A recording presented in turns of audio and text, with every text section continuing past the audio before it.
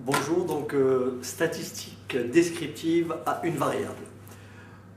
Ce sujet donc s'adresse à tout type de public, donc notamment ceux préparant le CRPE, les élèves inscrits en troisième, seconde, première, terminale, peu importe. Ok.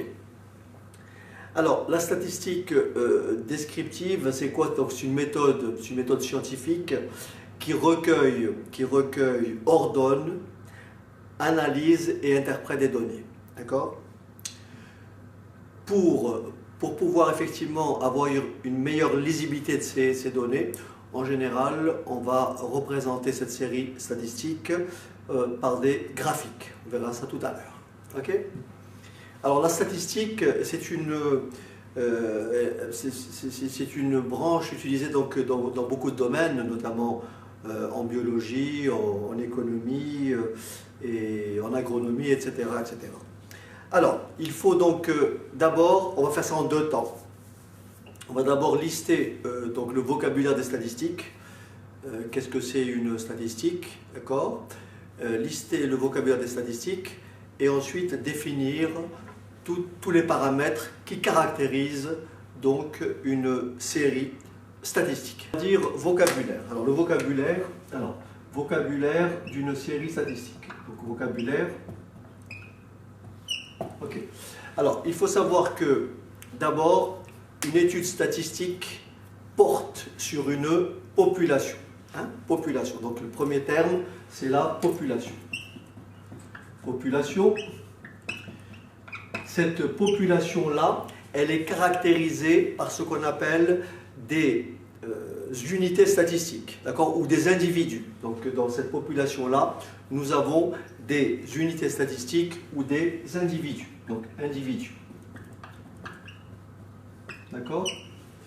Donc je répète, une population composée d'individus. Lorsque la population est très importante, on peut avoir recours à une fraction de cette population-là. On appellera ça un échantillon. Donc là, lorsque la population est très importante, on peut avoir ce qu'on appelle des échantillons représentatifs de cette population. D'accord? Ensuite, alors par exemple, on peut définir l'ensemble des étudiants ou l'ensemble des candidats au CRPE. Sur cet ensemble de candidats va constituer donc la population. Et les éléments composant cette population, donc les candidats, ce seront des unités statistiques ou des individus. À chaque individu est associé une variable statistique ou un caractère. À chaque individu est associé une variable statistique. Cette variable statistique, elle a deux états. Elle peut être non mesurable et elle peut être mesurable. D'accord? Donc, variable statistique non mesurable, on dira qu'elle est comment? Qualitative. Et variable statistique mesurable, on dira qu'elle est quantitative. D'accord? Alors, exemple de variable statistique qualitative. Une variable statistique est qualitative lorsqu'elle n'est pas mesurable. Par exemple, on peut s'intéresser à une population et faire un relevé selon l'origine sociale. L'origine sociale, profession cadre, profession agricole, etc., etc. Ou bien dans une population, on peut s'intéresser à la couleur des yeux. Donc bleu, vert, etc., etc. Donc ça, ce caractère n'est pas mesurable, comme son nom l'indique, c'est une variable. À cette population-là, on associera donc un caractère qualitatif.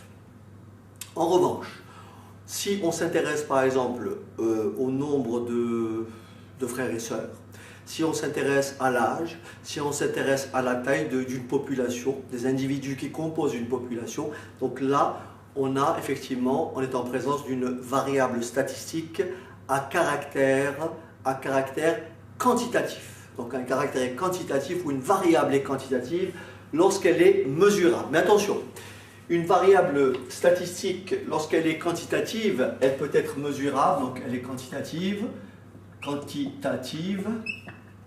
Elle peut être de deux natures. Elle peut être discrète D'accord? Elle peut être discrète ou continue. Donc une variable statistique est soit discrète, soit continue. Quelle est la différence? Alors, si on fait un relevé statistique selon le nombre de frères et sœurs, selon le nombre d'ordinateurs par foyer, par exemple. Donc le nombre d'ordinateurs par foyer, c'est soit 0, soit 1, soit 2.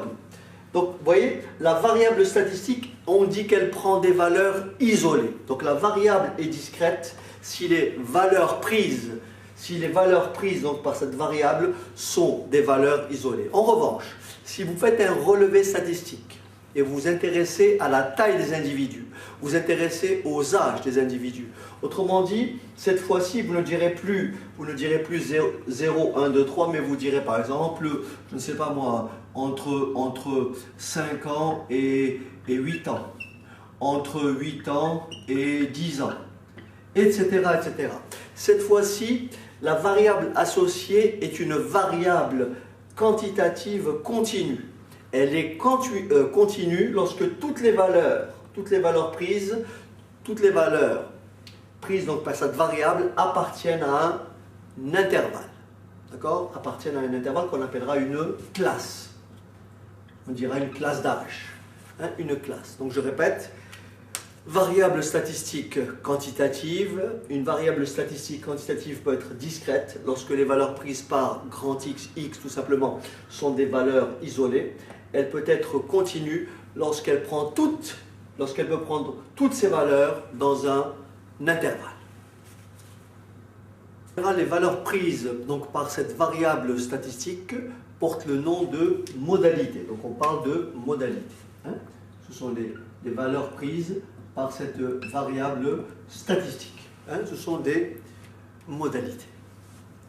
C'est pour ça qu'on définira une série statistique donc à une variable hein, comme étant un ensemble de couples. Vous voyez, c'est l'ensemble de couples, c'est l'ensemble des couples, lesquels? C'est l'ensemble des couples XI, NI. J'explique. XI, NI.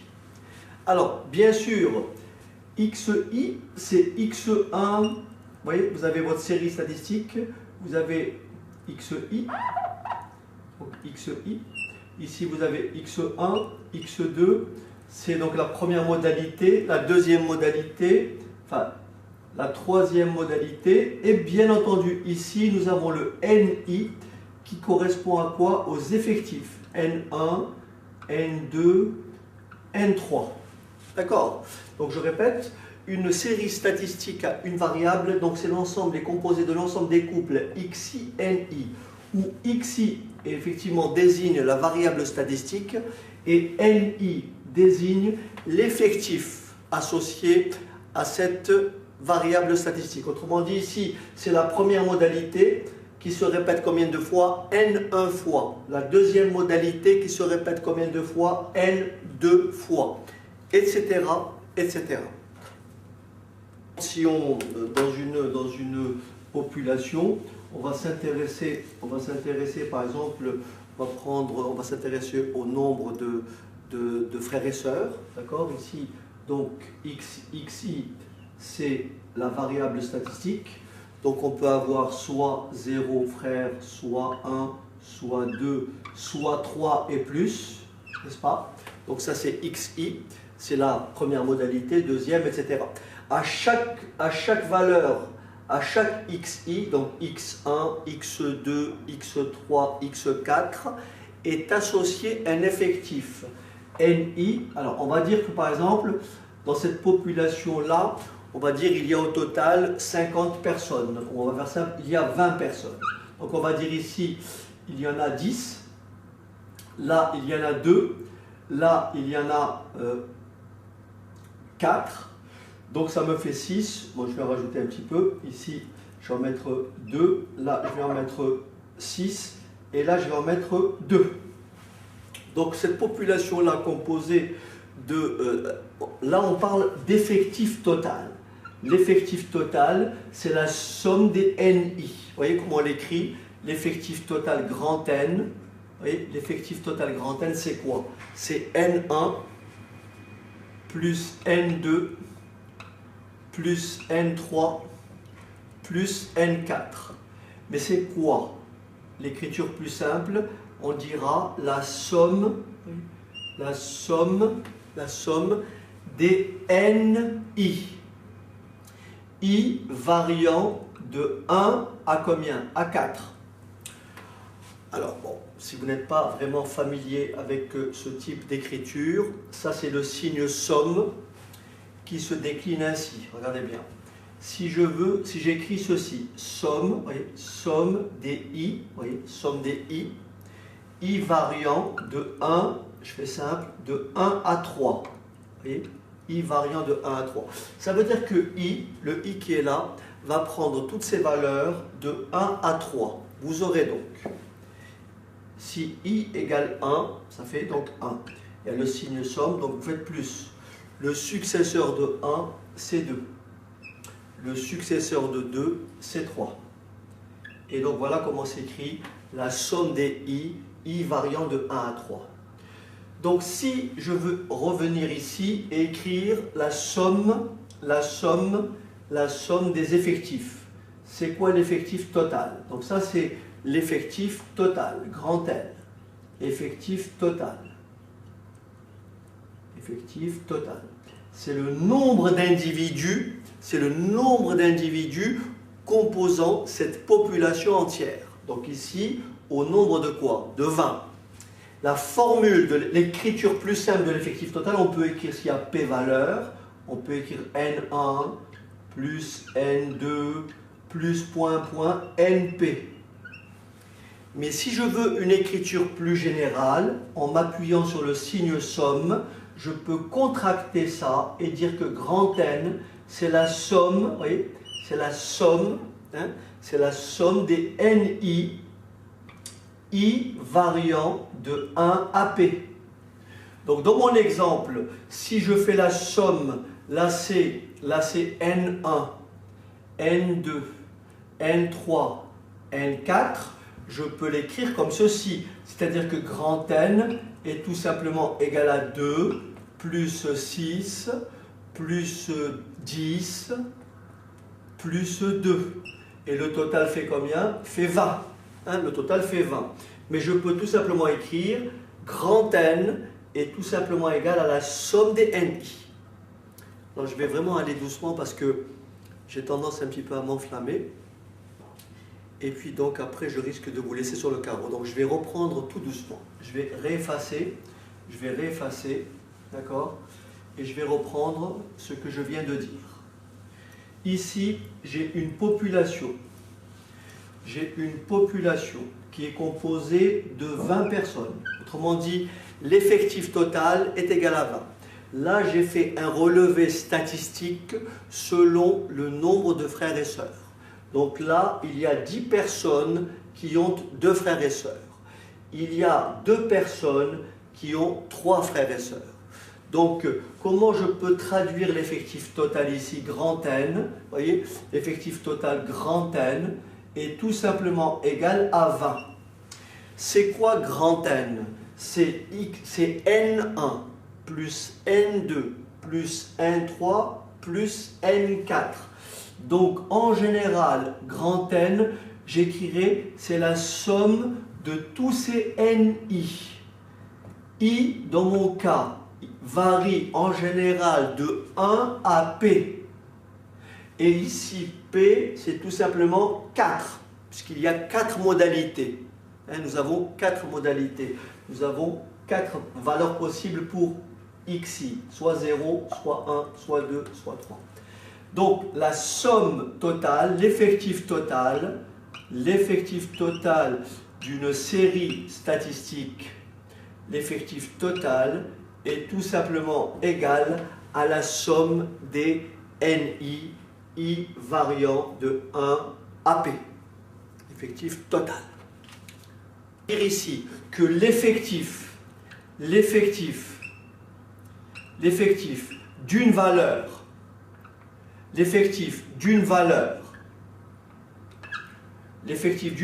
ou d'une classe, d'une valeur que j'ai appelée ici comment? Xi. L'effectif d'une valeur xi ou d'une classe Et s'écrit comment? Et bien sûr, NI. Ça veut dire que l'effectif de x1, c'est N1. L'effectif de x1 de 0, c'est 2. L'effectif de N1 de x1, c'est N1, c'est 6. Et l'effectif de x4, c'est N4, c'est 2. Donc l'effectif en général, on écrira NI, l'effectif d'une valeur xi. C'est pour ça qu'une série statistique simple est définie comme étant l'ensemble des couples xi, ni. Xi, ce sont toutes les modalités, toutes les valeurs prises par x, et ni, bien entendu, est l'effectif associé à chacune de ces valeurs. Et quand vous sommez les effectifs, quand vous sommez les ni, vous obtenez l'effectif total. Cette série statistique, on dit c'est une série statistique qui est effectivement pondérée. Pourquoi? Parce qu'à chaque valeur prise par x, vous avez ce qu'on appelle un effectif correspondant. Autrement dit, si je veux regarder que représente le poids des foyers qui ont 2 enfants, voyez, les foyers qui ont 2 enfants représentent beaucoup plus que ceux qui ont par exemple aucun enfant. Pourquoi? Parce que là, j'ai un total de 10. Autrement dit, le poids ici est plus important. On verra après comment ces valeurs-là interviennent dans les calculs de paramètres, notamment la moyenne, la médiane, etc. etc. Ok? Ça nous amène à définir ce qu'on appelle la fréquence. D'accord? La fréquence que j'écrirai FI. Fréquence, donc fréquence FI. D'accord? Fréquence FI. Alors, qu'est-ce que c'est la fréquence FI?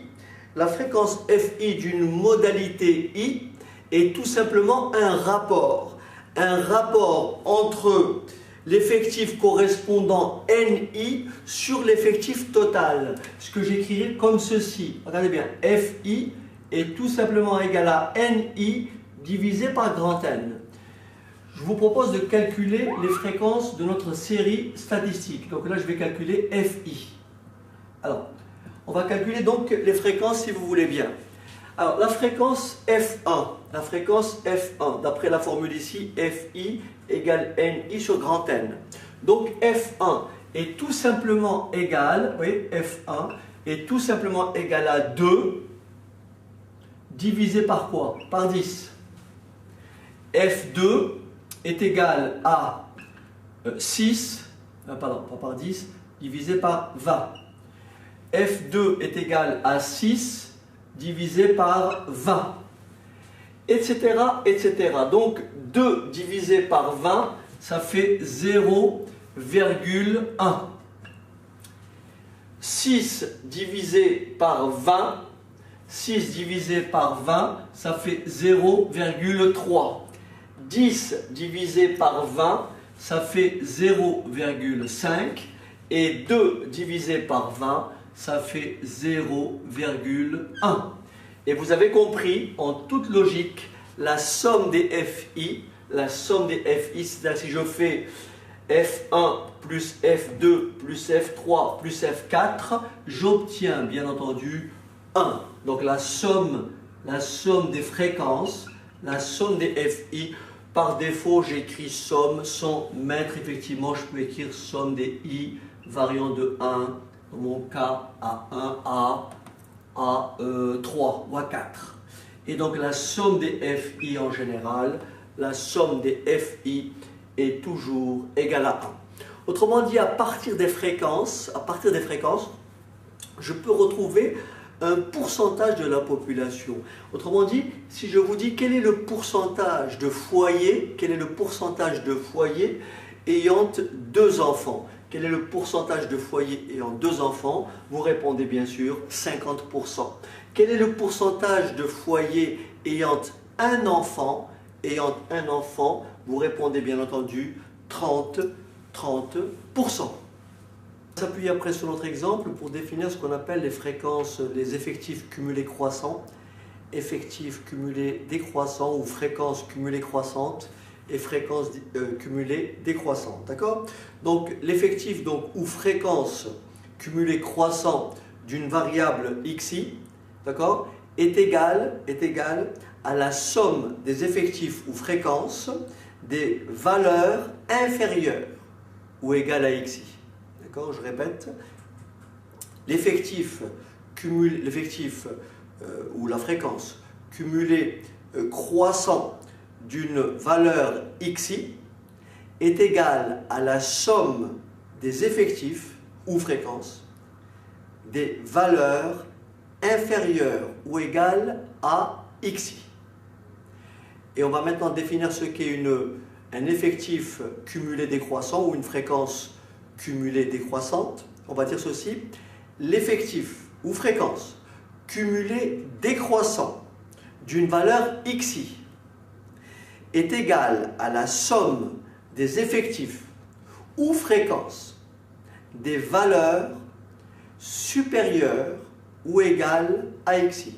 Donc je répète, l'effectif ou fréquence cumulé décroissant d'une valeur xi est égal à la somme des effectifs ou fréquences des valeurs supérieures ou égales à xi. On va prendre un exemple. C'est de prendre notre exemple ici. Donc je vais effacer ça. Alors je vais effacer ça. Je vous propose de calculer. Donc j'écrirai mes fréquences tout à l'heure. Je vais vous montrer comment fonctionnent les effectifs cumulés croissants et les effectifs cumulés décroissants. Donc regardez bien. Pour les effectifs cumulés croissants, donc j'abrège, j'écris EEC. Vous voyez, effectif cumulé croissant, ECC. Alors vous partez de l'effectif de départ, 2, et vous cumulez au fur et à mesure. Donc vous faites 2 plus 6, 8, 8 plus 10, 18, 18 plus 2, 20. Ça, ce sont les effectifs cumulés croissants. Maintenant, si je veux calculer les effectifs cumulés décroissants, effectifs cumulés décroissants, j'ai deux possibilités. Ou je pars de l'effectif total et je soustrais, ou alors je pars du dernier effectif ici, c'est-à-dire de 2. Et je remonte en croissance, ce qui est beaucoup plus facile. Il est plus facile d'additionner que de soustraire. Donc vous faites 2 plus 10, ça fait 12. 12 plus 6, ça fait 18. Et 18 plus 2, ça fait 20. J'aurais pu bien entendu commencer par 20 et faire 20 moins 2, ça fait 18.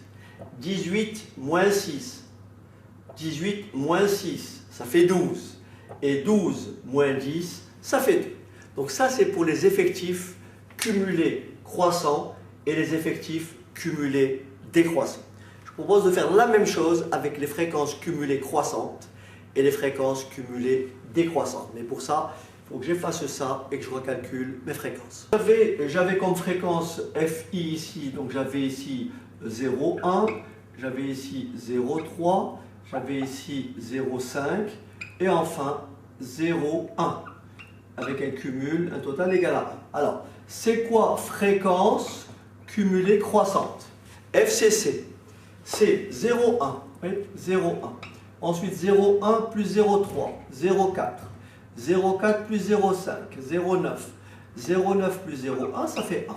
Ça, c'est les fréquences cumulées croissantes. Je peux faire la même chose avec les fréquences cumulées décroissantes. Fréquences cumulées décroissantes, et qu'est-ce que j'obtiens? Donc je pars soit d'ici, soit d'ici. Si je pars d'ici, je pars donc de 0,1. Et je vais en cumulé croissant. 0,1 plus 0,5, 0,6. 0,6 plus 0,3, 0,9. Et 0,9 plus 0,1, ça fait 1. Ou alors je fais 1 moins 1 moins 0,1, ça fait 0,9. 0,9 moins 0,3, ça fait 0,6. Et 0,6 moins 0,5, ça fait tout simplement 0,1. Ça, ce sont les fréquences cumulées croissantes, fréquences cumulées décroissantes. Tournez, j'avance pas beaucoup, donc si vous permettez, on va dans une très rapidement introduire la notion donc de là je parle trop vite. Je vais dire les choses lentement. Donc là, ce que j'ai abordé comme exemple, c'est une variable statistique, variable discrète. Donc variable discrète, pourquoi? Parce que les valeurs prises par xi sont des valeurs isolées, 0, 1, 2, 3, 4. mais j'aurais pu effectivement avoir une série statistique présentée ainsi, vous voyez. Donc là, j'ai mes classes d'âge, les classes entre, je sais pas moi, 0 et 10, entre 0 et 10 ans, entre 10 ans et 20 ans, je dis n'importe quoi, entre 20 ans et 30 ans. Allez, je vais m'exclure de facto. Donc là, j'ai forcément toujours, quand vous avez une série à variables continues, vous avez d'abord des classes et toujours réserver une case pour le centre de classe. Le centre de classe, je vais l'appeler XI.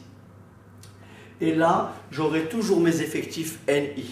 Admettons que là, j'ai, je ne sais pas moi, j'ai 5, là j'ai 20, 23, donc ça, 22, ça fait 27, 27 et 17, 27, 30, 40. Donc j'ai un effectif de 40. Est-ce que j'ai 40 donc 30, j'ai dit 27, voilà, c'est mieux. Donc là, ça me fait 35, 40. Ok? Donc ici, vous avez le centre de classe. C'est quoi le centre de classe? Lorsque vous avez une classe du type AI, voyez, AI plus 1, voyez, AI plus 1, donc ici AI, la borne inférieure de ma classe c'est 0, la borne supérieure c'est combien? 10, le centre de classe c'est le milieu. Donc vous faites 0 plus 10 divisé par 2, ce qui vous fait un centre de classe égal à 5, 10 plus 20, 30 divisé par 2, ça fait forcément 15, et un centre de classe égal à combien? À 25. Donc ici en général le centre de classe c'est quoi? C'est AI plus 1, d'accord, divisé par 2. Donc ça c'est la borne inférieure plus la borne supérieure divisé par 2 et vous avez ainsi votre centre de classe. Autrement dit, c'est très important de calculer le centre de classe pour justement précisément calculer ce qu'on appelle le paramètre de position qui est la moyenne arithmétique que l'on va définir tout à l'heure. Donc maintenant que j'ai visualisé ce qu'est une série à variables discrètes, vous remarquerez que je ne me suis pas intéressé aux séries à variables qualitatives. Mais bon, ça présente un intérêt. On verra d'un point de vue graphique comment ça se traduit. Donc ici, je vais maintenant me lancer dans ce qu'on appelle la représentation graphique. Alors, lorsque la série est qualitative, vous représentez un repère, n'est-ce pas?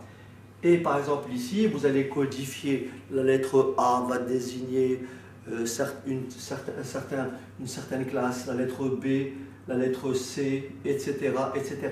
Et là, vous aurez des bâtons d'une hauteur, n'est-ce pas? D'une hauteur égale à l'effectif. Et donc là, vous avez les effectifs. Okay, là, vous avez les effectifs, donc NI. Donc là, vous avez une série à variables qualitatives. Par exemple, ici, le grand A va désigner, je ne sais pas moi, si on répertorie les catégories sociales selon la lettre A, B, ou alors les séries au bac, la série A, la série B et la série C. Donc la variable, elle est comment? Qualitative. Et là, vous avez bien entendu, la hauteur ici est bien sûr proportionnelle à l'effectif de chaque modalité ici. Ok? Lorsque, comme tout à l'heure, on a une série statistique à variables discrètes, et lorsqu'on s'intéresse par exemple au nombre d'enfants par foyer, donc là on va utiliser ce qu'on appelle un diagramme en bâton. Donc on va faire notre série statistique, ici notre repère, pardon. On repère effectivement 0, on repère le 1, le 0 n'a pas à partir de là, hein. On repère le 2, et là on va tracer, donc là ce sont mes effectifs, et là on va tracer des bâtons dont la hauteur, effectivement, est égale à l'effectif proposé. Donc là c'est N1, là c'est N2, là c'est N3, et là c'est N4. Donc là on appelle ça un diagramme en bâton. Lorsque la série est discrète, on utilisera un diagramme en bâton. Maintenant, lorsque la série est à variable continue, alors attention, on va utiliser ce qu'on appelle un histogramme. Mais il va falloir distinguer deux cas. D'accord? On va distinguer deux cas pour représenter une série à variable continue. Donc on va prendre un tout petit moment pour expliquer la chose. On va prendre un exemple, on va prendre cette fois-ci l'exemple le plus simple, on va prendre une série statistique donc à variable continue, donc les valeurs prises par x sont toutes les valeurs d'un intervalle, et on va prendre pour le premier cas des classes de même amplitude. Qu'est-ce que c'est une amplitude de classe? C'est la différence qui existe entre la borne supérieure de l'intervalle et la borne inférieure. Lorsque vous avez une classe d'amplitude 5, 10, une classe, donc vous dites que cette classe-là a pour amplitude 5. Pourquoi? Parce que la différence entre 10 et 5 est tout simplement égale à 5. Alors, on va prendre donc une série statistique, les classes étant ainsi. Donc ici, vous avez les classes. Donc on va prendre ici, par exemple, 10, 20, voyez, 20, 30, 30, 40, 30, 40, et on va s'arrêter à 40, 50. 40, 50. Et on veut représenter graphiquement cette série à variable continue. Donc là, vous avez les effectifs NI. Donc là, on va prendre, très simple, on va prendre 2. Là, on va prendre 5. Là, on va prendre 1. Et là, on va prendre 3. D'accord? On veut représenter graphiquement, on veut représenter cette série statistique par un histogramme. Donc je trace mon repère. Ici, il se trouve que toutes les classes sont de même amplitude. Donc c'est très facile. Dans ce cas-là, il faut savoir que les rectangles que l'on va tracer, les aires de ces rectangles seront bien entendu proportionnelles aux effectifs. Alors donc je prends mes classes, donc je vais faire un schéma un peu plus propre. Donc voilà, je fais un schéma un peu plus propre. Donc ici, je place mes classes. Donc 10, vous voyez, 10, 20, 30 et 40. Donc là, j'ai fait très simple. 1, 2, 3, 4, 5. Je prends ma première classe. 10, 20. Effectif 2. 10, 20. Effectif 2. Oui. Donc ça, en réalité, l'amplitude 10-20, c'est l'unité. Ce qui veut dire que l'aire de ce rectangle est tout simplement égal à 1 multiplié par 2. Donc ça me donne bien un effectif égal à 2. Je prends ma deuxième classe, la classe 20-30. Mon effectif est de 5. Donc j'ai forcément une aire qui lui est proportionnelle. Nous avons un rectangle dont l'aire effectivement proportionnel, donc c'est la même amplitude. Donc vous voyez ici, 1 fois 5, ça fait bien 5. Enfin, 30-40, nous avons 1. 30-40, nous avons 1. Et enfin, 40-50, nous avons 3. Donc voilà mon histogramme. Donc là, bien sûr, on colorie un petit peu. Voilà, on colorie comme ça. Et voilà.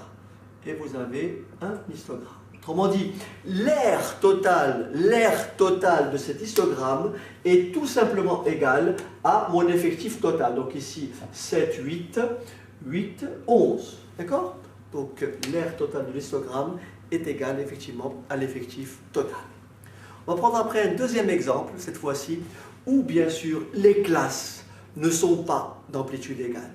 Mais il faut respecter la chose suivante. L'aire de chaque rectangle doit toujours être proportionnelle aux effectifs. Okay? Donc il va falloir rectifier les effectifs. On va prendre un exemple. Cet exemple-là, nous avons ici une série statistique. Ici, si vous regardez bien les classes, première classe 5, 10, effectif 7.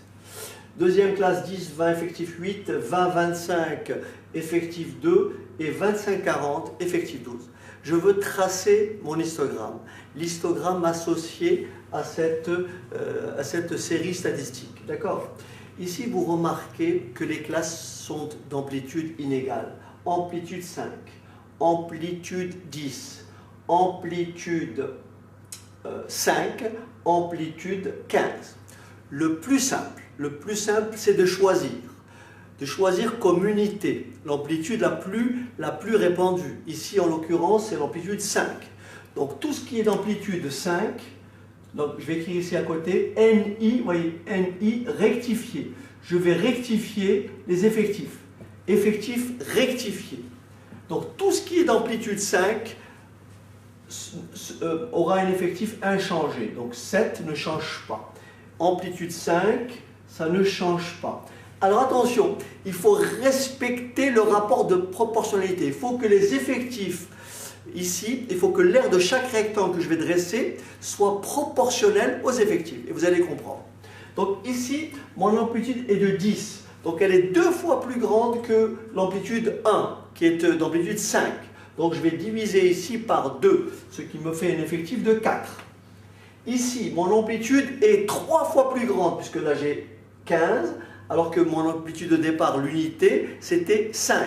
Ça veut dire que je vais diviser par combien? Par 3. Donc mon effectif rectifié sera 12 divisé par 3, c'est-à-dire 4. Donc si je trace mon histogramme, et vous allez bien comprendre ce qui se passe. Si vous tracez votre histogramme, donc vous partez de 5, vous voyez, 5, 10, vous voyez, 5, 10. Après, 15, 20. Ensuite, 20, 25.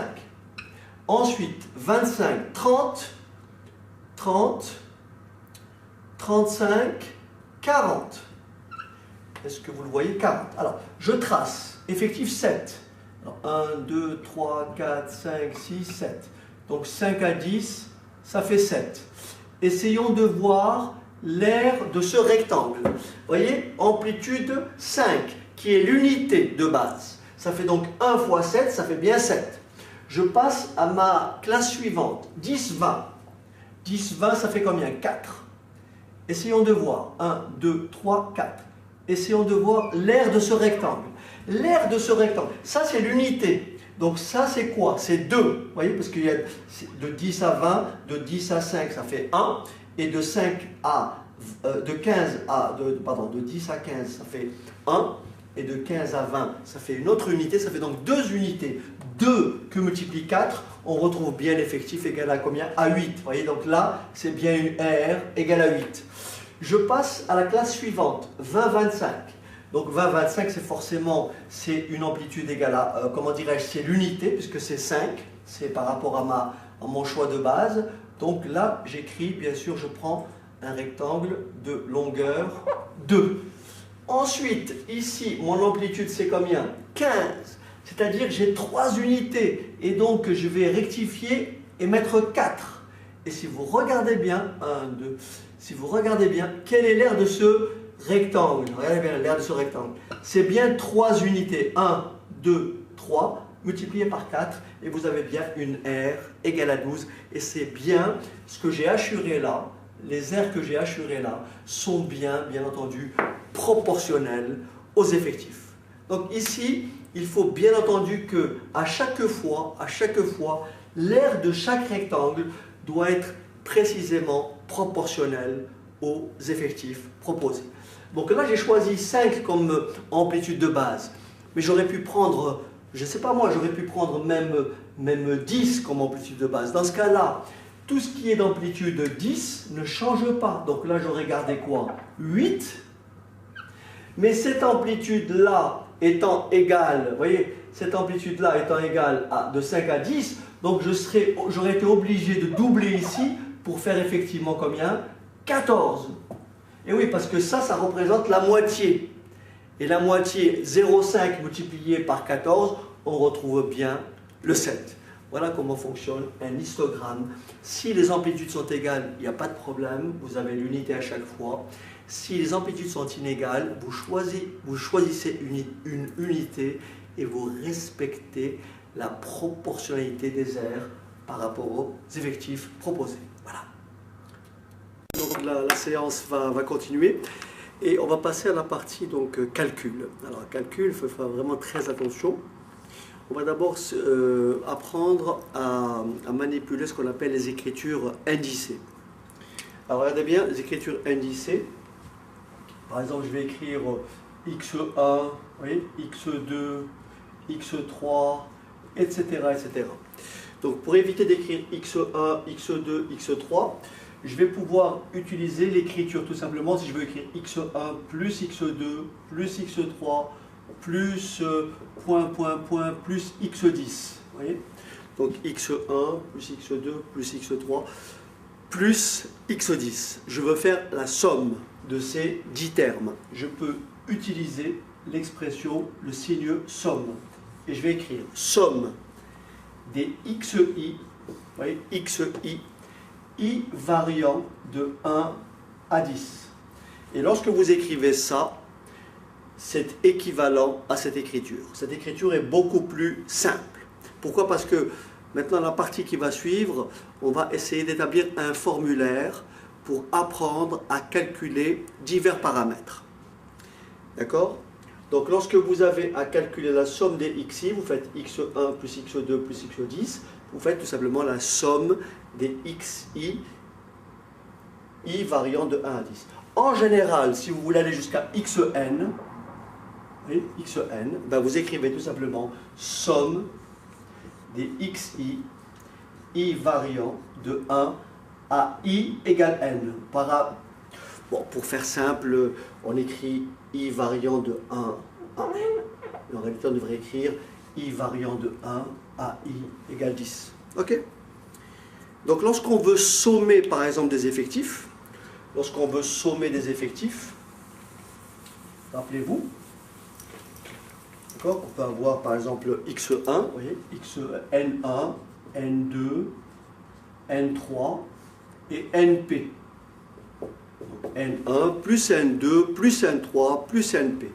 On va donc écrire somme des ni, vous voyez, somme des ni, i variant de 1 à p.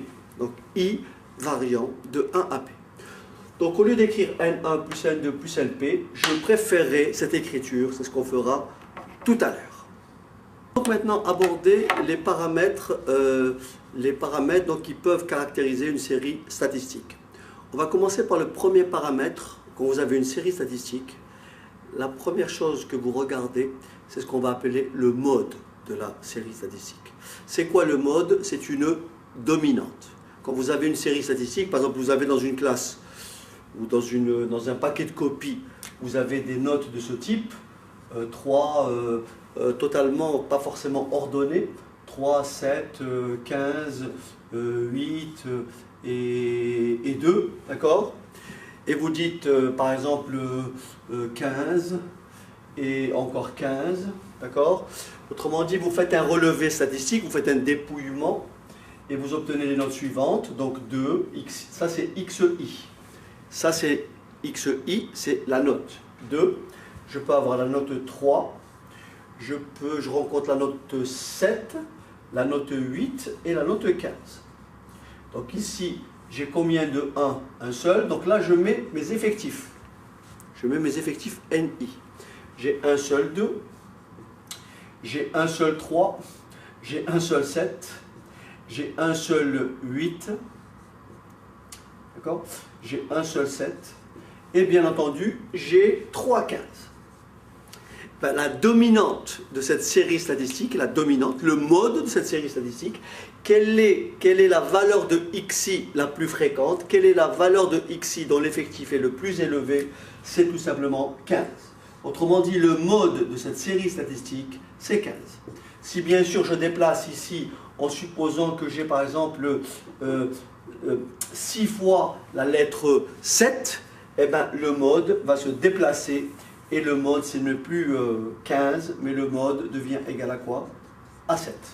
Donc, comme je l'ai défini donc, dans le poly que vous avez reçu, donc le mode d'une série statistique est la valeur de la variable, associée au plus grand effectif grand N. D'accord? Ou bien associée à la plus grande fréquence. Donc là, c'est dans le cas d'une série statistique lorsqu'elle est discrète. Vous voyez, là la série statistique, elle est discrète. Mais que se passe-t-il lorsqu'une série statistique est un variable comment continu? Autrement dit, lorsque xi, n'est-ce pas? Lorsque xi est remplacé par des classes. Admettons que j'ai un relevé selon j'ai des classes d'âge ici, classe d'âge, d'accord, 10 ans, 20 ans, 20 ans, 30 ans, je vais un peu vite, hein, 20, 30, et 30, 40, et je m'arrête là. D'accord, je m'arrête là. Admettons que là, j'ai l'effectif, donc les effectifs NI. Admettons que là, j'ai, je ne sais pas moi, 7 personnes, là j'ai 12 personnes, et là j'ai 3 personnes. D'accord? Quelle est la classe associée à l'effectif le plus important? L'effectif le plus important, le plus grand effectif, c'est tout simplement 12. La classe associée à cet effectif, c'est la classe 20-30. Donc la classe 20-30 s'appelle la classe modale. Classe modale. Donc la classe modale est la classe associée à l'effectif le plus grand, ou la classe associée au plus grand effectif. Ça, c'est la classe modale. Et bien entendu, une fois que j'ai déterminé ma classe modale, je vais calculer le centre de classe. Le centre de classe, c'est bien sûr le milieu, entre 20 et 30, pour trouver le milieu. Vous faites 20 plus 30 divisé par 2, ce qui vous fait bien sûr 25. Et cette série statistique a un mode égal à 25. La classe modale, c'est la classe 20-30, et le mode, c'est le centre de classe, et donc le mode est égal tout simplement à 25 ans. Alors attention ici, j'ai pris un exemple où les classes sont d'amplitude égale. Les classes ont même amplitude, 10, 10 et 10. Lorsque les classes sont d'amplitude inégale, pour déterminer le mode, on fait exactement comme pour l'histogramme. Première étape, on rectifie les effectifs. Et deuxième étape, on dit la classe modale et la classe associée, la classe modale, je répète doucement, hein, la classe modale et la classe associée, d'accord, à l'effectif rectifié le plus important, à l'effectif rectifié le plus élevé, au plus grand effectif rectifié. Alors, si je donne un exemple, ça donnerait ceci. Connaît donc la série statistique suivante. Nous avons les classes qui sont là. Donc les classes, la classe 0,15, effectif 7, classe 5,15, effectif 18, classe 15,20, effectif 12, et enfin classe 20,40, effectif 24. Comment je fais pour déterminer d'abord la classe modale de cette série statistique? Je regarde et je dis, est-ce que les classes sont d'amplitude égale? Est-ce que les amplitudes sont égales? La réponse est non, puisque là j'ai une amplitude de 5, là j'ai une amplitude de 10, et là j'ai une amplitude de 20. Autrement dit, les classes sont bien d'amplitude inégale. Donc pour déterminer la classe modale, il faut d'abord rectifier les effectifs. Alors, il y a plusieurs façons de faire. Là, je vous propose la façon la plus simple. Donc, NI rectifié, d'accord? NI rectifié, effectif rectifié. Je prends la classe la plus petite, c'est l'amplitude de 5, c'est la plus répandue. Donc, tout ce qui est d'amplitude de 5 reste inchangé. Donc, mon effectif ici, il est de 7, parce que mon amplitude est 5. Amplitude de 5, mon effectif est de 12. Voyez? Maintenant, on va rectifier les effectifs. Ici, on a expliqué ça précédemment, c'est le même principe que pour l'histogramme. Ici, nous avons donc une amplitude de 10 est associée à un effectif de 18. L'amplitude de 10 est 2 fois plus importante que l'amplitude de 5. Donc, pour rectifier cet effectif, il faut le diviser par quoi? Par 2. Donc, l'effectif rectifié associé à la classe 5,15, c'est tout simplement 9.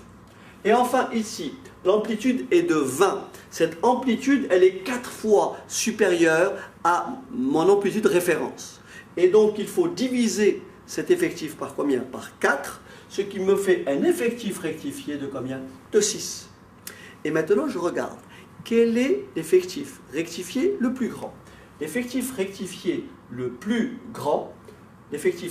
le plus grand, c'est 12. Par conséquent, la classe modale, c'est la classe 15, 20. Et le mode, c'est quoi? C'est 15 plus 20 divisé par 2, et ça me fait, le mode est tout simplement égal à 17,5.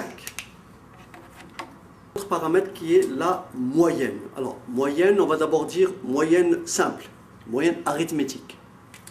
Si j'ai par exemple, je ne sais pas moi, 4 valeurs, 4, 7, je les range dans l'ordre croissant, 10, d'accord, et je ne sais pas moi, 12, d'accord. Si je veux faire la moyenne de ces valeurs-là, je n'ai qu'à les sommer, faire la somme de ces valeurs, 4, plus 7, plus 10, plus 12, le tout divisé par 4. Autrement dit, 11, 21, 21, 33, 33 divisé par 4, ça fait 8, 25. Hein? 8, 25. Okay? Donc la moyenne de ces valeurs-là, c'est tout simplement la somme des valeurs divisée par le nombre de valeurs. De façon générale,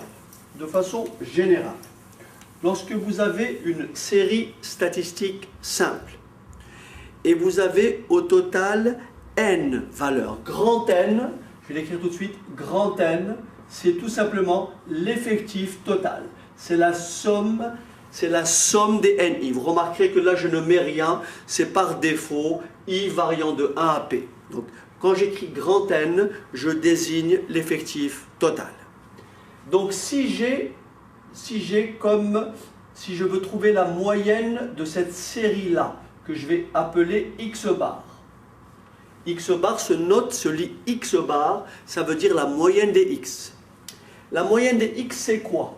C'est X1 plus X2 plus point, point, point, XP, le tout divisé par grand N étant l'effectif total. Donc ici, il y a combien de valeurs?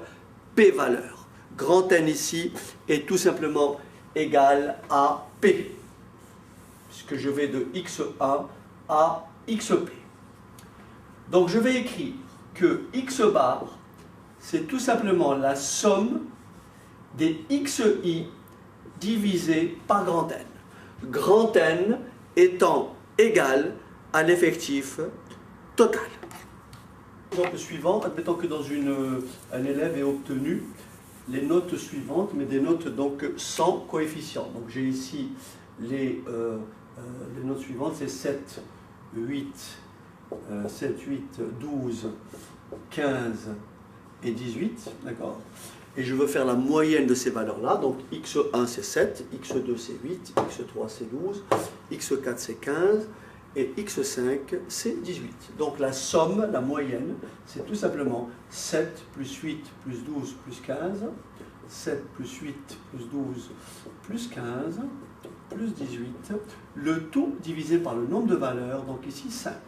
Donc si je fais le calcul, ça fait 15, 15 et 15, 30, 12 et 18, 30, 30 plus 30, 60, donc ça fait une moyenne de 60 divisé par 5, ce qui fait une moyenne égale tout simplement à 12. Autrement dit, l'élève a une moyenne égale à 12. Donc là, vous avez compris que ces notes-là ont exactement le même poids. Ces notes-là ont exactement le même poids. Autrement dit, elles ont exactement la même pondération, si vous préférez. C'est pour ça qu'on arrive à une autre écriture de la moyenne. Si cette moyenne-là, je la transforme ainsi. Admettons que là, ça soit maintenant... Admettons que ça maintenant, cette série, ce n'est pas 7, 8, 12, 15 et 18. Admettons que ça soit 7, 7, 8, 8, 8, 10, 10, 10, et enfin 12, d'accord? Donc là, je peux effectivement faire la même opération. Là, je fais 7 plus 7 plus 8 plus 8 plus 8 plus 10 plus 10 plus 10 plus 12, ce qui me donnerait normalement 2 fois 7, plus 3 fois 8, plus 3 fois 10,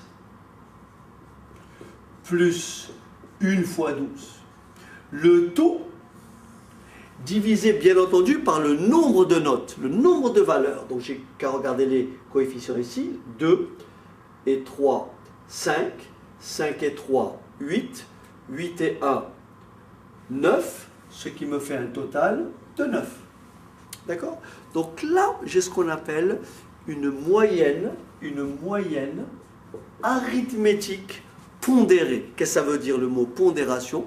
Ça veut dire que cette fois-ci, par exemple, la note 10 a un poids supérieur à celui de la note 12. Pourquoi? Parce qu'il y a 3 10. Nous avons par exemple le poids du 8 est supérieur à celui du 7. C'est comme lorsque vous avez des notes avec un coefficient. Comment vous faites pour calculer la moyenne?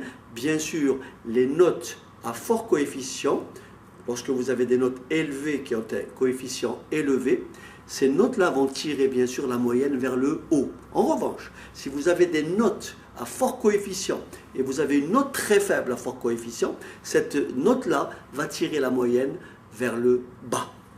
Et donc de façon générale, comment je peux traduire cette écriture? Cette écriture, je vais la traduire dans un tableau. Regardez bien, c'est très simple. Vous avez ici vos XI en général, vous voyez, XI. Là, vous avez vos effectifs. Autrement dit, combien de fois vous répétez cette valeur. Donc là, j'ai X1, là, j'ai X2, là, j'ai XP. Vous voyez? Là, j'ai XP. Forcément, à chaque modalité, la première modalité, la valeur prise par X1, combien de fois X1 est répété? X1 est répété N1 fois. Ça, c'est mon premier effectif. Deuxième effectif. Pième effectif. La somme des effectifs, on a dit que c'était grand N. La somme N1 plus N2 plus NP, c'est grand N. Comment je fais pour calculer la moyenne? Bien entendu, je peux écrire une opération longue. Écrire que la moyenne, c'est le nombre de fois où j'ai obtenu X1, c'est-à-dire N1 que multiplie X1, plus le nombre de fois où j'ai répété X2, c'est-à-dire N2 que multiplie X2, plus point, d'accord? Plus point. Le nombre de fois où j'ai répété NXP, ça fait NP, XP. Et tout ça, bien entendu, divisé par quoi?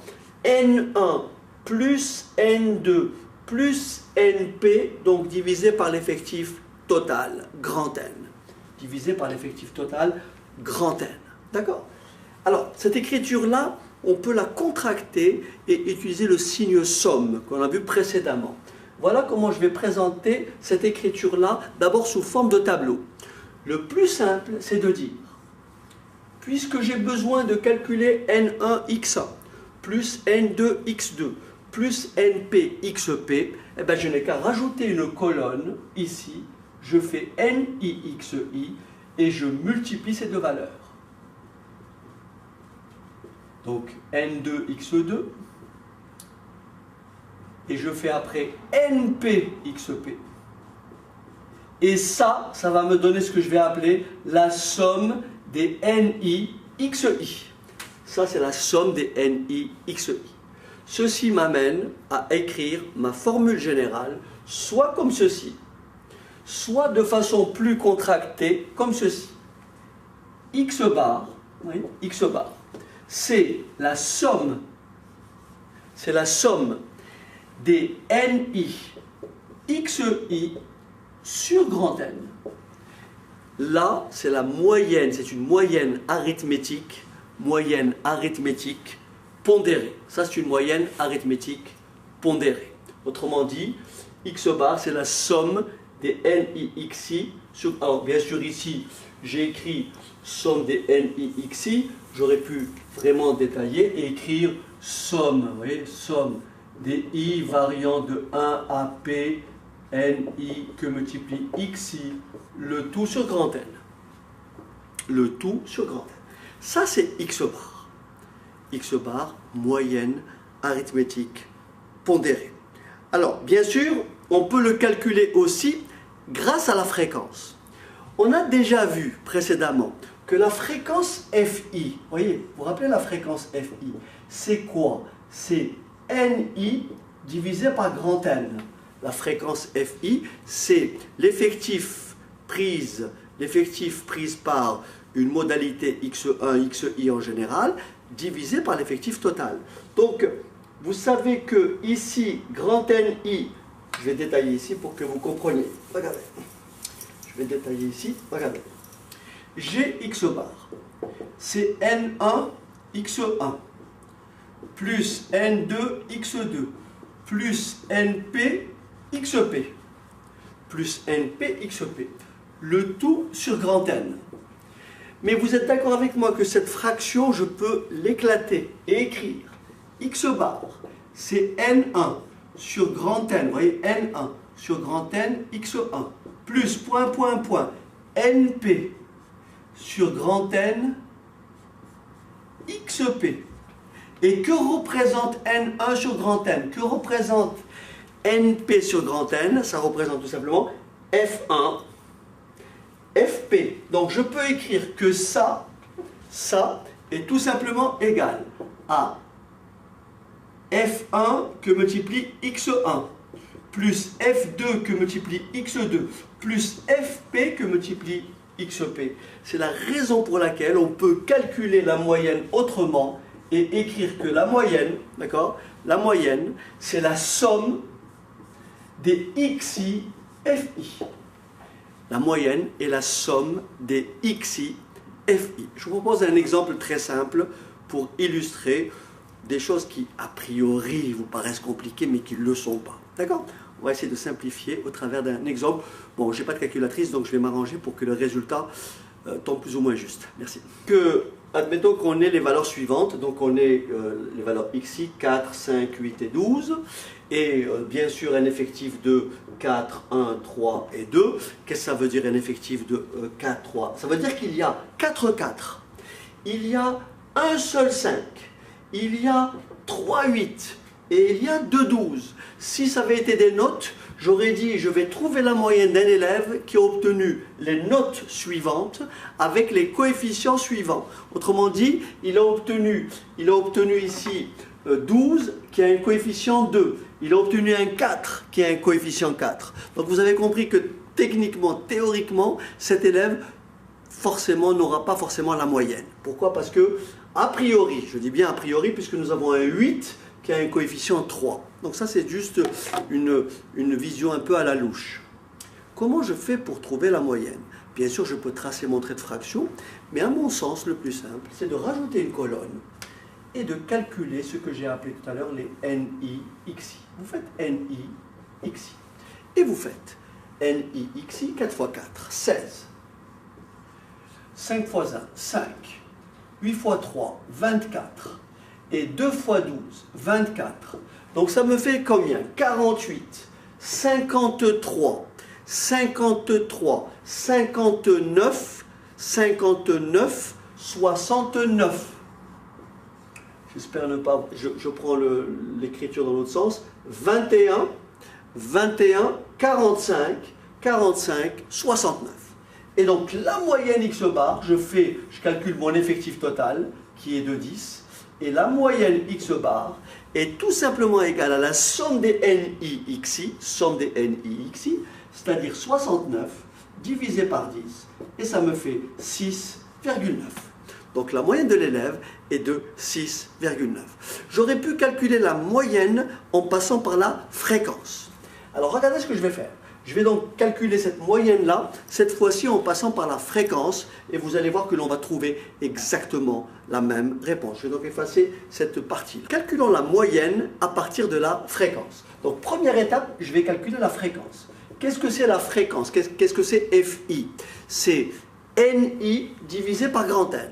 Autrement dit, si je veux un pourcentage, je vais faire NI divisé par grand N multiplié par 100. Donc quelle est la fréquence du 4? Quelle est la fréquence du 5? Quelle est la fréquence du 12? La fréquence du 4, c'est le nombre de fois où j'ai obtenu 4 divisé par l'effectif total. Le nombre de fois où j'ai obtenu ces notes-là. Donc ça fait 4 divisé par 10, ça fait 0,4. Et ça fait 1 divisé par 10, et ça fait 0,1. Ça fait 0,3, et ça fait 0,2. Normalement, lorsque vous faites la somme des FI, lorsque vous faites la somme des fréquences, vous devez trouver exactement combien? 1. Donc ici, je fais le total, 5. 0,5 plus 0,5, ça fait bien 1. Essayons maintenant d'appliquer la deuxième formule pour calculer la moyenne. La deuxième formule est tout simplement celle-ci. Je vais donc calculer ici xi que multiplie fi. Xi que multiplie fi. Donc je fais 4 fois 0,4. 4 fois 0,4, ça fait 1,6. 5 fois 0,5, ça fait 0,5.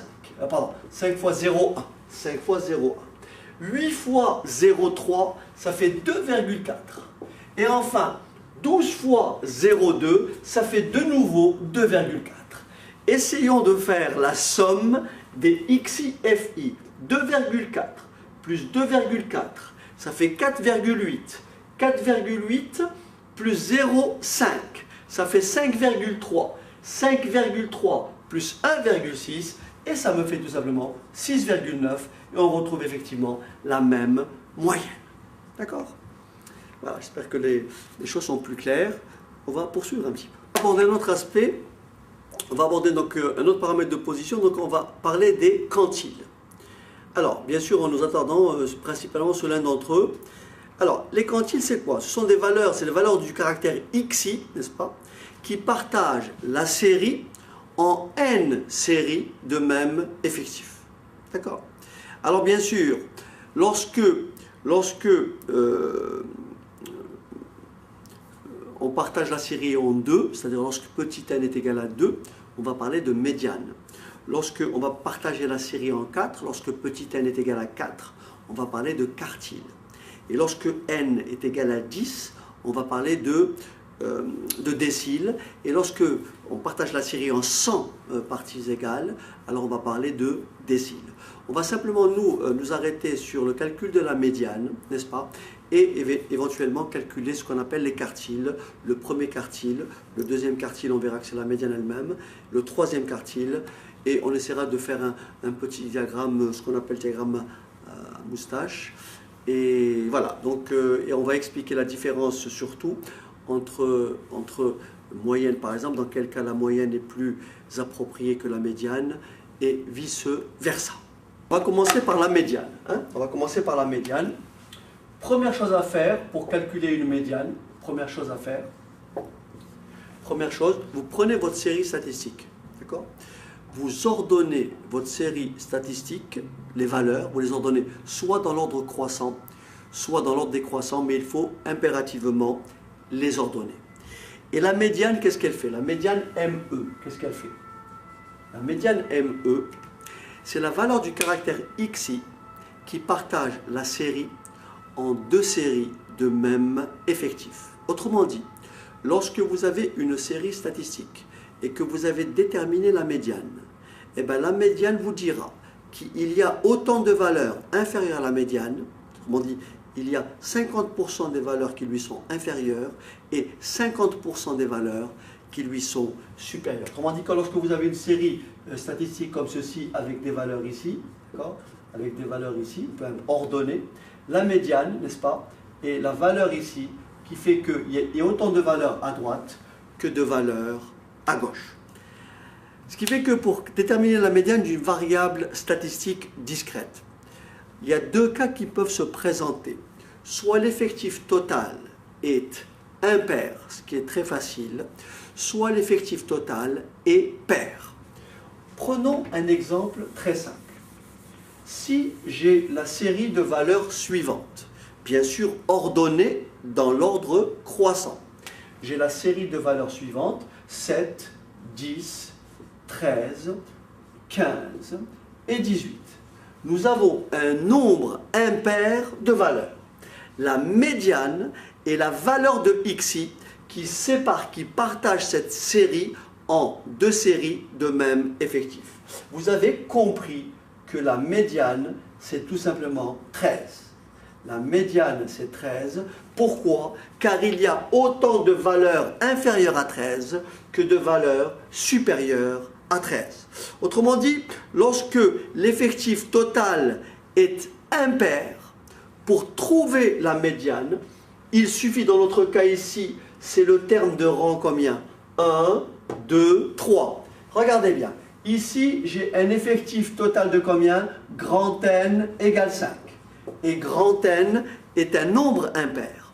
Pour trouver le rang de la médiane, il suffit de taper, c'est le terme de rang N plus 1 divisé par 2. Dans notre exemple, la médiane sera le terme de rang 5 plus 1 divisé par 2, c'est-à-dire le terme de rang 3. Autrement dit, le troisième terme. Donc lorsque vous avez une série à variables discrètes et que l'effectif total est un nombre impair, pour déterminer la médiane, il suffit de prendre comme médiane le terme de rang n plus 1 divisé par 2. Qu'est-ce qui serait passé si à la place de 15, j'avais eu 13? Eh bien, ma médiane est toujours égale à 13. Ma médiane, c'est bien le terme de rang 3. Si, prenons un exemple où nous avons une série donc statistique où le nombre de valeurs cette fois-ci est un nombre pair. Prenons par exemple la série suivante, 7, 8, 12, 14, 15 et 18. D'accord? Donc là, 2, 4, 6 valeurs. Ok? Donc tout le monde comprend que la médiane, vous voyez, la médiane, elle va se situer exactement à quel endroit? Elle va se situer entre 12 et 14. Regardez bien, si vous vous placez là, vous avez combien de valeurs inférieures à cette valeur-là, à cette médiane ME? Tout simplement 3 valeurs. Et combien de valeurs à droite? Vous avez aussi 3 valeurs. Comment je fais pour déterminer le rang de cette valeur, la valeur de la médiane, lorsque le rang est un rang ici comment? Pair. Donc grand N et pair. Ici, grand N est égal à combien? Grand N est égal à 2, 4, il y a 6 valeurs. La médiane, c'est quoi? Regardez bien ce que c'est la médiane. La médiane, c'est le milieu, c'est la moyenne des deux valeurs 12 et 14. La médiane est tout simplement, dans notre cas, égale à 13. Comment je fais pour déterminer la médiane? Je détermine, regardez bien, je calcule le rang, oui, le rang,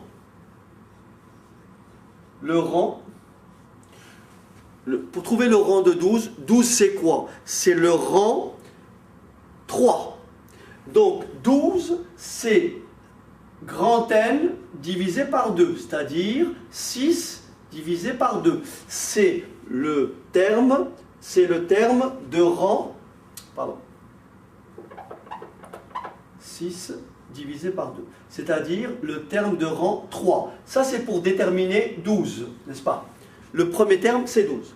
Pour déterminer le terme suivant, il suffit, pour déterminer 14, il suffit de regarder le terme de rang combien? N sur 2 plus 1. Donc vous calculez, vous regardez quelle est la valeur du terme de rang N sur 2, vous regardez quelle est la valeur du terme de rang suivant, c'est-à-dire N sur 2 plus 1, et tout ce que vous faites, c'est simplement la moyenne des deux. Autrement dit, le terme de rang 6 sur 2, le terme de rang 3, c'est 12, le terme de rang 6 sur 2 plus 1, donc le terme de rang 4, c'est 14, la médiane est tout simplement égale à 12 plus 14 divisé par 2. Donc lorsque la série est paire, la médiane, c'est la valeur de rang. Vous cherchez vous déterminez, je répète, hein, vous déterminez la valeur de xi de rang n sur 2.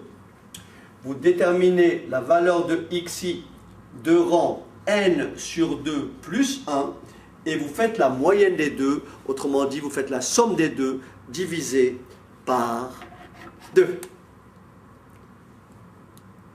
Tant que l'on cherche la médiane de cette série-là, je compte le nombre de valeurs, donc ces valeurs-là sont bien ordonnées. Il y a 2, 4, 6, 8, 9 valeurs.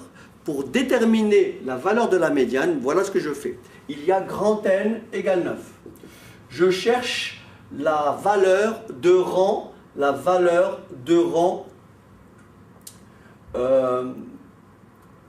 combien on a dit? La valeur de rang N. J'ai fait peut-être une petite erreur tout à l'heure, parce que là j'ai pris un nombre impair. Pas fait d'erreur, j'ai pris un nombre impair, donc là, bon, je vais commencer, je vais rester comme ça. Donc, grand N égale 9. Donc première étape, déterminons le rang de la valeur plutôt de la médiane. Donc comme le rang est impair, je vais dire la médiane est la valeur de rang n plus 1 sur 2, c'est-à-dire 9 plus 1 sur 2, c'est-à-dire la valeur de rang 5.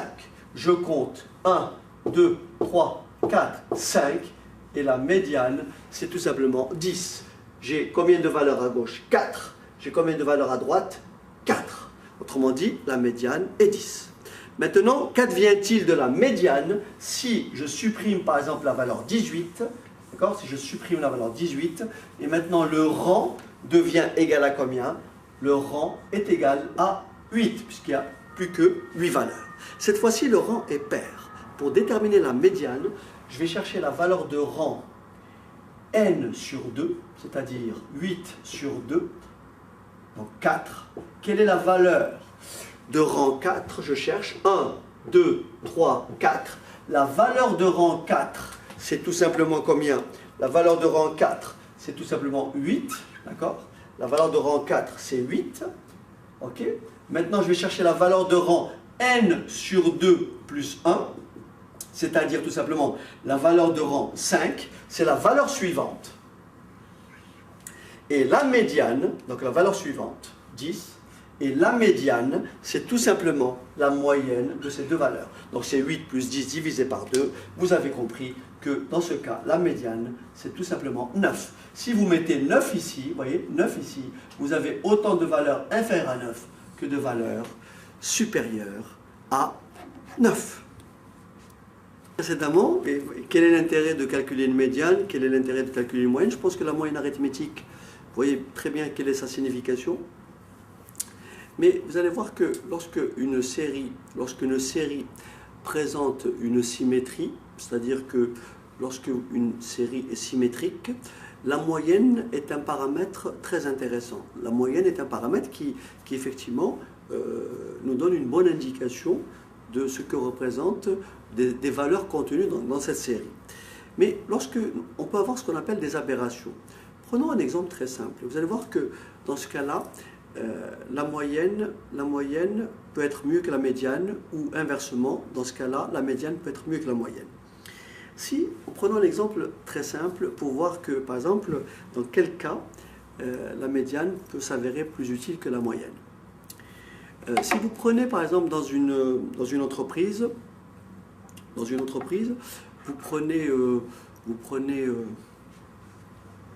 relevez les salaires. Vous relevez les salaires, je dis n'importe quoi, admettons qu'on ait des salaires comme ceci, donc je schématise, hein. En unité monétaire, j'ai 100, d'accord? J'ai 100, 120, n'est-ce pas? J'ai 140, d'accord? 140. Et là, j'ai quasiment directement, on va dire, 20 000. D'accord? 20 000. D'accord? Donc, admettons que l'on raisonne en unité monétaire sur une base de 100, une base de 120, une base de 140 et une base de 20 000. Pour l'exemple soit plus parlant, on va dire, admettons que le gain journalier des salariés, ça peut être 100 euros, 120 euros, 140 euros et 20 000 euros. Et on peut calculer effectivement quel est le gain moyen journalier de cette population-là. Donc le gain moyen, vous avez compris, vous allez faire bien sûr 100 plus 120, n'est-ce pas, plus 140, plus 20 000. Oui, plus 20 000. Et vous divisez par 4. Donc je vous laisse faire l'opération. Moyenne, et vous trouvez une moyenne. Donc un salaire journalier moyen égale à combien? 5 090 euros. Vous avez compris que 5 090 euros n'est absolument pas représentatif de cette série-là, puisqu'a priori, il y a une seule personne qui aurait un salaire vraiment nettement supérieur aux autres. Dans ce cas-là, la médiane est un paramètre plus intéressant. Et dans ce cas-là, vous direz, ce qui est intéressant de déterminer, c'est quel est le salaire médian. quel est le salaire médian. Bien sûr, la série qui est ici est une série où il y a un nombre pair de valeurs. Pour trouver la médiane, il faut se placer au milieu de ces deux valeurs-là. Et donc, le salaire médian serait tout simplement 260 divisé par 2, ce qui me fait tout simplement 130. Il y a autant de personnes qui ont un salaire journalier inférieur à 130 € que de personnes qui ont un salaire journalier supérieur à 130 €. Vous avez compris que ce 130 €, le salaire médian, a plus de, je dirais, de consistance, plus de valeur que le salaire moyen, puisque, a priori, les 90% de la masse salariale sont effectivement concentrés sur une seule tête. Maintenant, essayons de voir un autre exemple où la médiane peut être une aberration et où la moyenne, effectivement, est plus appropriée. Alors, on va donner un autre exemple, si vous voulez bien. Mettons dans une famille de 5 personnes qui compte 3 enfants, donc mineurs, donc ne travaillant pas. On va dire par exemple que la maman a un salaire mensuel, je dis n'importe quoi, 2000 €, n'est-ce pas? Le papa a un salaire mensuel de 1800 €, n'est-ce pas? Vous avez compris. Et les enfants, bien sûr, qui sont au nombre de 3, ont un salaire de 0. Donc, si je prends les salaires, les 3 premiers salaires, c'est les 3 enfants, n'est-ce pas? J'ai ensuite le papa, j'ai ensuite la maman. Vous avez compris que j'ai inversé l'ordre des salaires. Hein. C'est un peu une délicatesse. J'aurais pu faire le contraire, mais bon, c'était voulu. Qu'on ne dise pas, c'est un miso. Bon, ok. Alors, donc, ici, si vous regardez bien, si vous cherchez le salaire médian, la série, elle compte combien d'articles? Elle compte combien d'éléments? 5. Le salaire médian est tout simplement égal à combien? À 0. Il y a autant de valeurs inférieures à 0 que de valeurs supérieures à 0. Vous avez compris que ici, le salaire médian n'a aucun intérêt. Ce qui est intéressant ici, c'est quel est le salaire moyen du ménage. Le salaire moyen du ménage, bien entendu, c'est 4000 divisé par 4. Ça veut dire un salaire moyen de combien? De tout simplement 1000. Malheureusement, je suis obligé de terminer parce que la vidéo est très très longue et puis je n'ai pas vraiment envie de trop vous surcharger. Très rapidement, définir ce qu'est, on vient de définir la médiane. Maintenant, on peut définir les quartiles. Alors, les quartiles, c'est tout simplement quoi?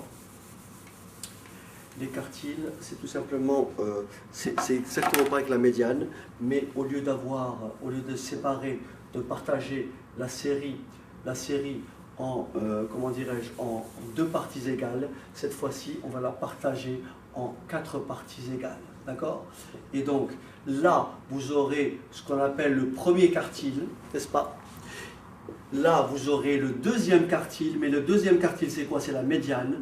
Et là, vous aurez ce qu'on appelle le troisième quartile. Alors, qu'est-ce que c'est le premier quartile?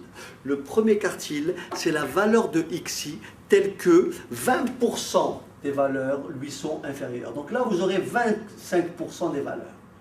Bien entendu, la médiane, vous l'avez compris. Le deuxième quartile, c'est la médiane. Et donc là, ça fait combien? 50% des valeurs. Et le troisième quartile, ça veut dire qu'il y a 25% de valeurs supérieures à Q3, ou bien tout simplement, c'est un quart des valeurs supérieures à Q3, ou tout simplement 75% des valeurs inférieures à quoi? À Q3. Autrement dit, le premier quartile laisse à sa gauche 25% de la population, laisse à sa droite les 3 quarts, donc 75%. La médiane, on vient de le dire.